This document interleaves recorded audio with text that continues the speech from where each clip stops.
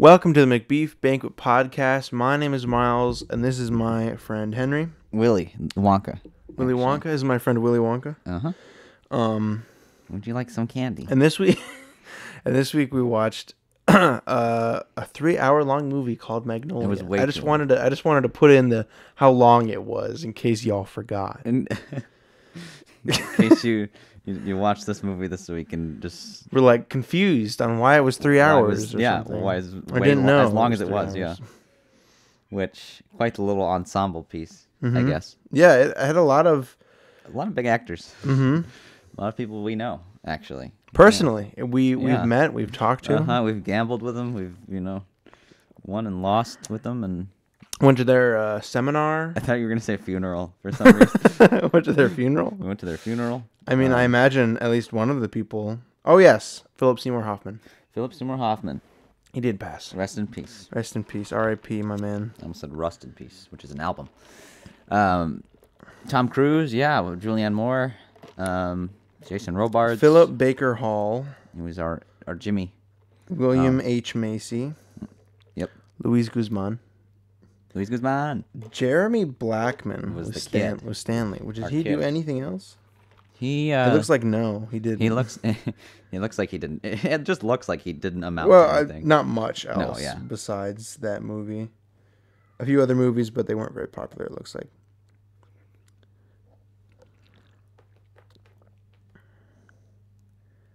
What? Oh, there's a behind-the-scenes documentary following the 80-plus days of filming for Magnolia called "That Moment: Magnolia Diary." Wow, I'd actually be interested in watching that. Oh yeah, It's on YouTube. It looks like. gotcha. It's like the length of a regular film. Of course. Oh, Bowser. Bowser, you thirsty bitch. So Magnolia. Yeah. Magnolia. What did you think? I mean, you picked it. I did. But what did you think of it? Because a friend had recommended it. It was good. I liked it. I'd watch it again. The editing was kind of cool. I think after a while I got a little tired of it, but just like the cutting back and forth in these moments. But the concept was pretty cool. Yeah. Yeah. I thought they would. Sorry, there's a hair in my mouth. I thought they would tie it up a bit nicer at the end, though. Yeah.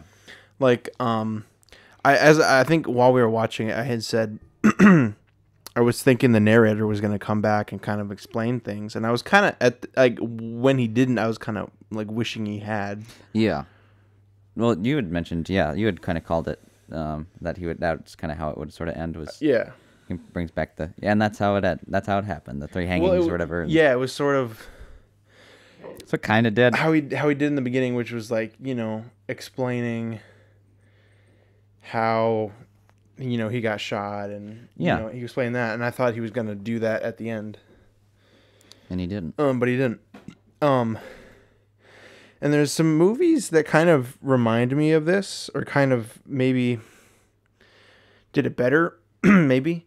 Like, one movie that came to mind while we were watching was Donnie Darko. Yeah. And it's like about, like Donnie Darko is sort of, it's about time travel a little bit, but it's also got an element of chance, like the chance of him getting, sorry, I'm out of breath from going up the stairs. The chance of him getting crushed by an airplane engine. Yeah. It's just sort of not really similar, but like, I don't know. That's a movie that came to mind. There's another one, but I just can't think of it right now. Yeah. And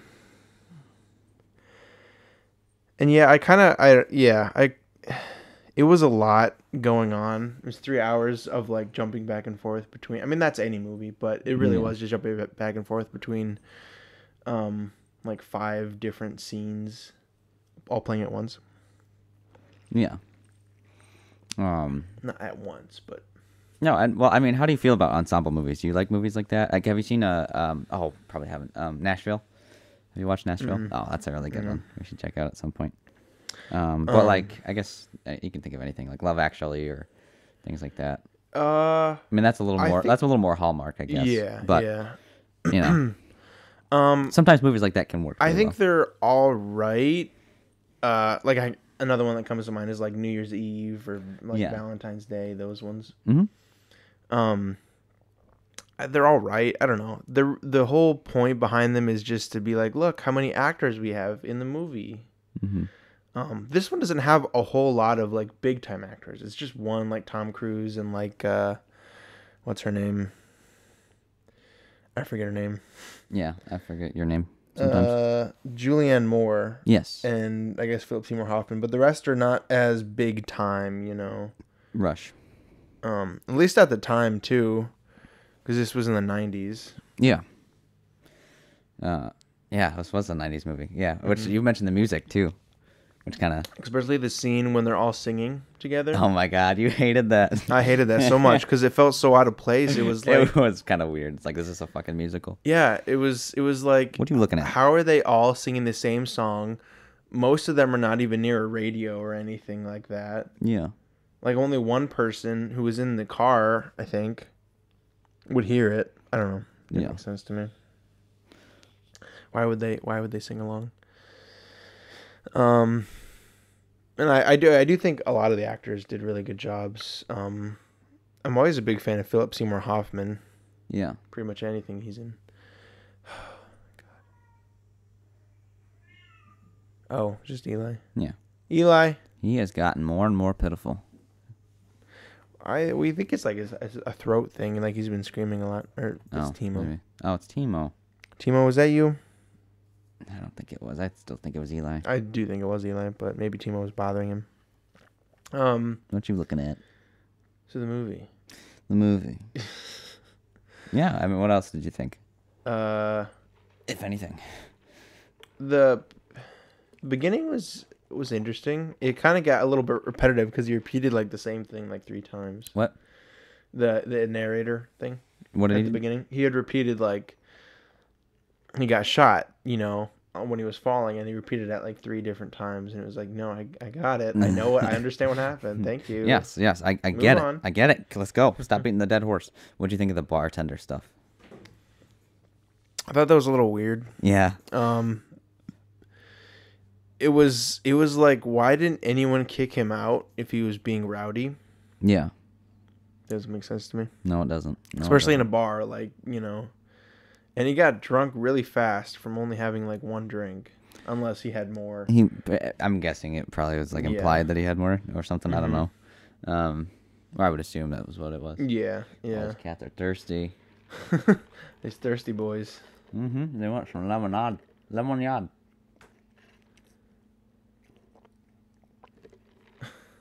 Yeah. Do your thing.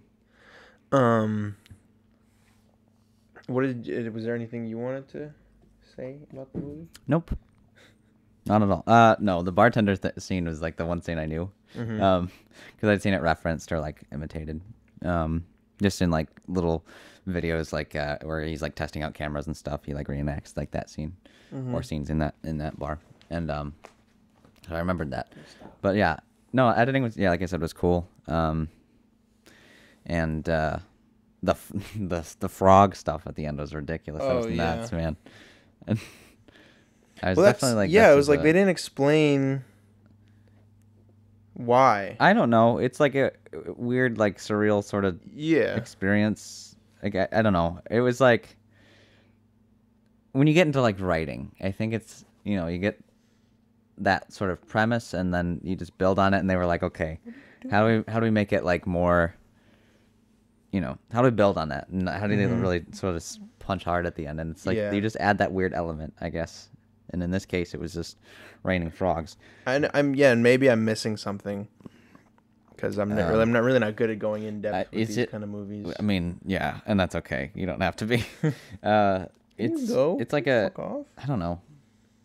It's rain and frogs. I wonder if it happens in the Bible at all.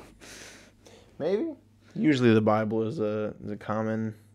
Yeah. That's like one of those things. Yeah. So yeah, we liked it. It got old. I think we both thought that. Yeah. Yeah. I mean, not just because it's from the 90s. True. But yeah, it was good. It was good. Interesting. Yeah.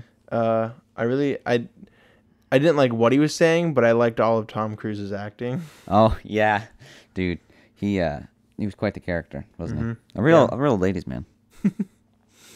So do you have trivia for us? I was supposed to look that up. It's fine. A budget. Sorry, this is just sort of one. A budget of 37 million and a box office of 48.5 million. Not a huge amount of money. I mean, it's like 10 million. Yeah. Grossed, but more than the budget. But it's not much. Yeah. Almost every location contains at least one picture or painting of a magnolia, apparently, which is kind of interesting because that's the movie. Interesting. I don't know what the purpose of what the significance behind the flower itself is, but yeah. And what about in the on the stage? On the stage. On the game show. Oh, I don't know. Actually, I mean, maybe it was part of a logo somewhere, or. Oh, sorry. You're good. Continue. What was it? Themes. Essays have been written on the themes in Magnolia, and then I looked down Raining Frogs and Exodus from the Bible. Exodus. Oh, okay. There we go. You want me to the read mass this? Exodus. Yeah, do it. Okay. At the end of the film, frogs rain from the sky. Throughout the film, there are references to the book of Exodus 8:2. And if thou refuse to let them go, behold, I will smite all thy borders with frogs. The film has an underlying theme of unexplained events taken from the 1920s and 1930s works of Charles Fort. The only character who seems to be unsurprised by the falling frogs is Stanley. He calmly observes the event, saying, "This happens. This is something that happens."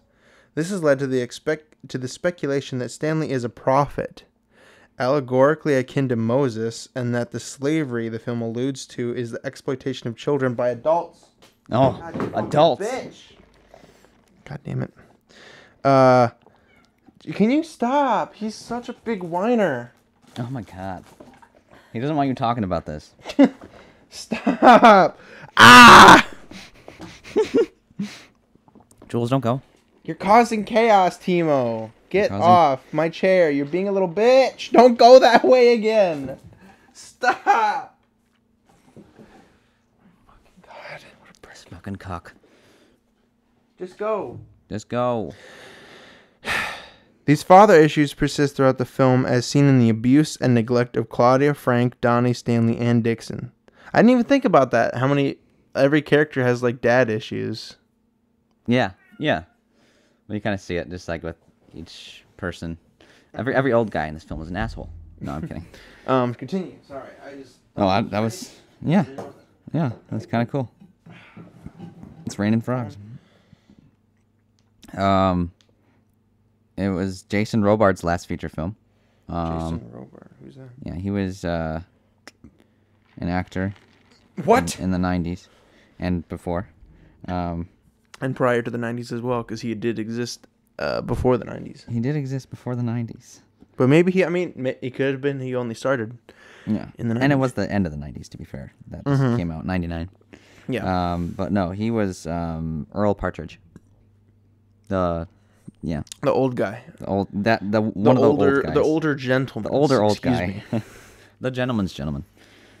The story about the man being killed by a gunshot while falling off a building has been used for years as a hypothetical case in criminal law classes to illustrate causation. Which is kind of interesting. Like that's where they took that from. I'm sure they'll mention it maybe, but I know the scuba thing did happen. Yeah. Obviously, yeah, Luis Guzman is credited as himself. He played Luis in the movie. Does he just do that in every movie? And he pretty much, I think it's like his thing, yeah. The word fuck is used 190 times. I'm pretty sure there's a movie that has more than that. There probably is, I'm sure. 190 times, jeez. Yeah. Okay, yeah, the telephone number 877-TAME-HER is shown on the Seduce and Destroy infomercials within the movie. And if you dialed this number, it used to give a recording of Tom Cruise's Seduce and Destroy. Oh, that's cool. It's like, yeah, that's just kind of... That is cool, though, that they did that. As like a little, advertising thing. Mm-hmm. But yeah, I'd watch it again. I think. I'd give it some time. Yeah. Oh yeah. Obviously. And set some time aside to watch it. That too.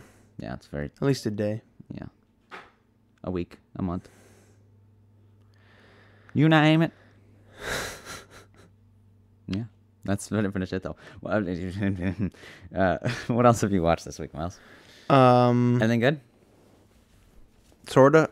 I watched. Let's see. Connor wanted to watch All Dogs Go to Heaven. And you wanted to watch All Dogs Go to Hell. Yeah. Yeah. It's a separate. It's separate. It's not a sequel. It's just separate. Yeah.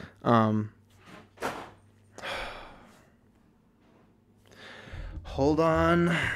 Your butts. Oh yeah. Bringing the real guns this time. As I was saying, All Dogs Go to Heaven. Mm-hmm. They do. I think I watched it a little bit prior when I was a kid. I didn't really like it. It's not really good in my opinion. Really your thing. Excuse me. A lot of the songs are annoying. Yeah. Also, a little bit of the plot not plot, but like some of it doesn't make sense. So the little girl, she can talk to animals, and the dogs, they can't talk to rats. And they use the girl to talk to the rats.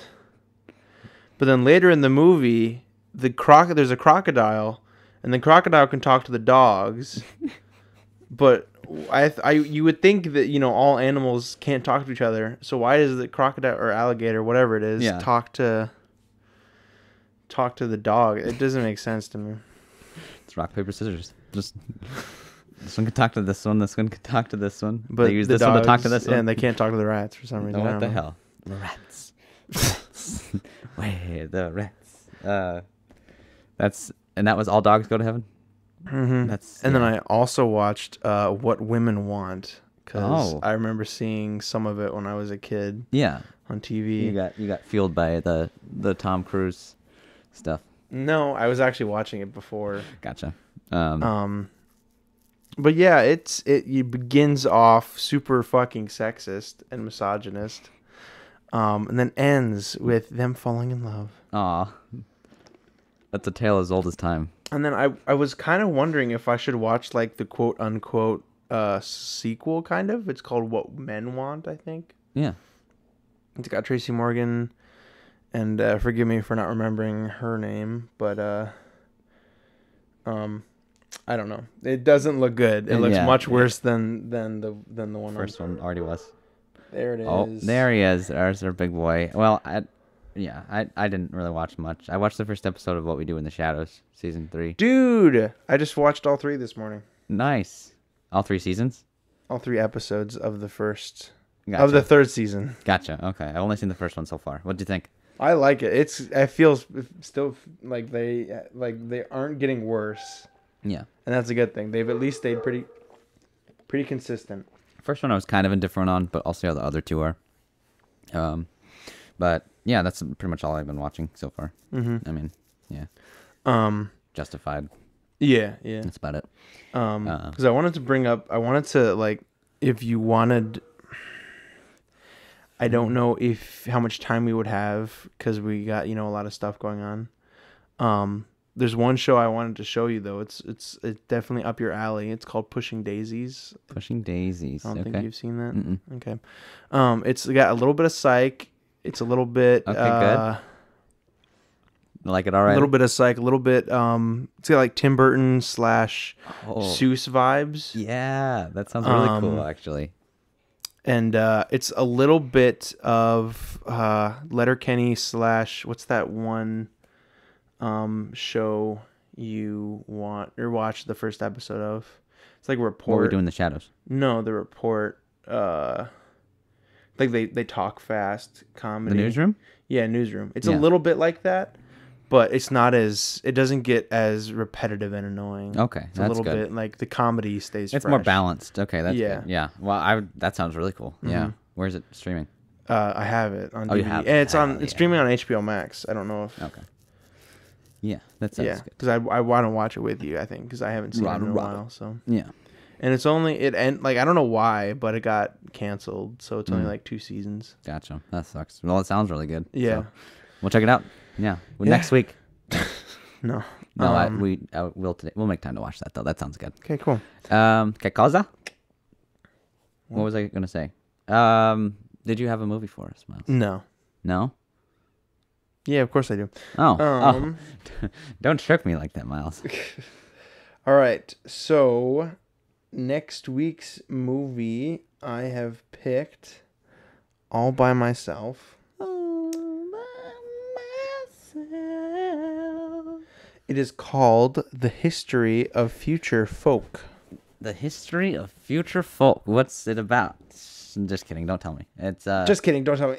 What's it? What year did it come out? 2012. 2012. It's a more recent film then. Mm-hmm. It's also more of an indie film. Yeah. This looks good, my dude. Mm-hmm. It's on Netflix. Netflix. That's the porn streaming service. Oh, my boy D. Snyder. D's nuts. D. Snyder. D. Snutzer. Who? Where are you getting this name? Just the cast. Oh, okay. And there's a bunch of other names I don't know. Oh yeah, there it is. D. Snyder. Look at Interesting. his photo, dude. It's a good photo. What's wrong with it? It's beautiful. That's why I'm saying look at it. Okay. So watch The History of Future Folk on Netflix. I almost said not Netflix you almost again. said it again. You're gonna get in trouble one of these days, Miles. I will. Yeah. Har. Yeah, that's it. That was, I don't know. That's it. Yeah, that's it. That's it, Henry. That's Stop it. talking. That's it. Okay. I'm just silent for the whole after show. That's for you later, Henry. Adios, muchachos. Bye. Miles almost dropped his lemonade, but it's okay because he didn't.